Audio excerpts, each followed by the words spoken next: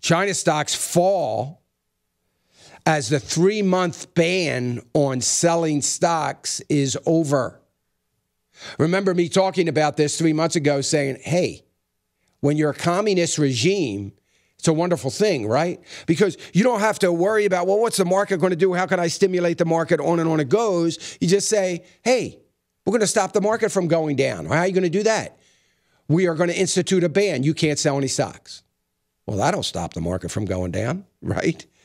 So that's what happens in communist regimes. Yet we still believe that we should hang on every number that comes out of the Chinese government as if it were not some communist regime, some dictatorship, as if it was some sort of free market economy with a various assortment of economists inside the country making all kinds of predictions and coming to conclusions that things are better. No, we don't do that. We can't do that because that doesn't exist in the communist regime. But you would think it does, because I guess it was 10 years ago or so where it became politically incorrect to start to say things like Red China, Communist China.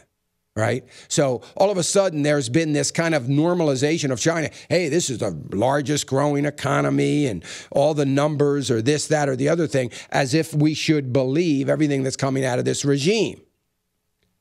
So they have banned selling stock for 3 months, trying to allow the markets to recover. Of course, any market's going to recover when you can't sell any stocks, because it is the act of selling stocks that drives down a market, right?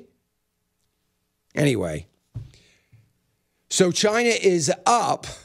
And the comical part about China being up is I suspect that we're going to hear reports of the headline, China market is up, with leaving out this tiny little detail that the ban that the communist regime instituted was lifted on selling stock. They're going to leave that part out.